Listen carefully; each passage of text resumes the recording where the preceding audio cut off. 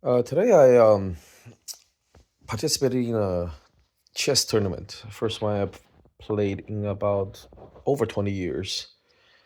And I lost both games. One game to a 11-year-old boy, and second game to someone, an older gentleman, who was ranked, rated 600 something, significantly lower than my rating from 25 years ago. And also at the same time, later during the day, I suffered some financial loss, and so it wasn't really a fun day for me. And I was just asking the Lord, why losing hurts so much?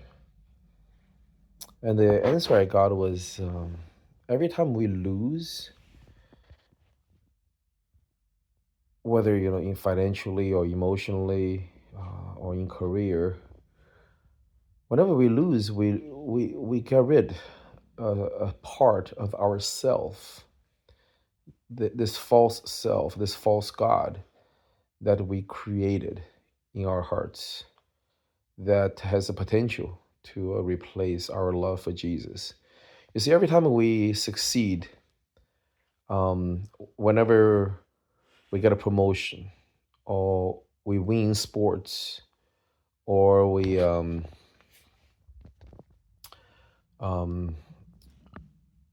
set up a new relationship that's rewarding, um, or we gain respect from the world. Each time we do that, we put a brick into this house of self that's in our hearts. And Paul says that in the end of days, people will be lovers of money, lover of pleasure, and lover of self. And this self is as luring as money and pleasure. It's one of the major three major false gods that modern people have to face.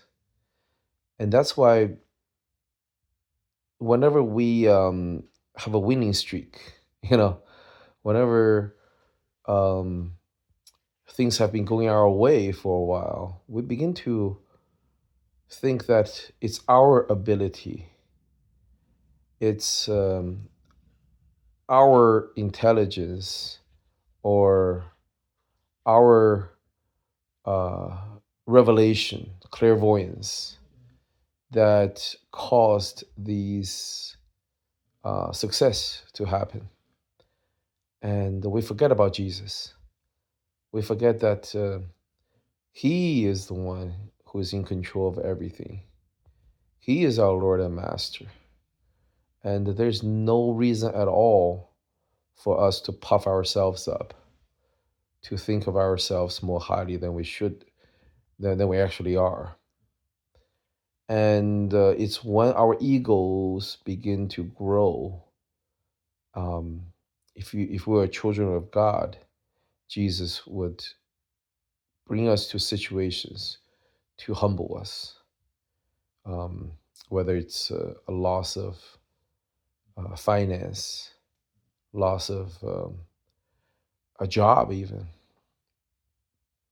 or in the worst case scenario, love of a loved one. Um, God would not cause these, especially loved one, um, cause these things to happen. But Jesus, He wants to make sure that we're not arrogant, we're not growing our pride in ourselves and not growing. And he would humble us, using losses. But it hurts every time. But just know that the pain comes from the discipline, the pruning of, you know, of the branches of the vine that's attached to Jesus. And we should cherish it. May Jesus be with you.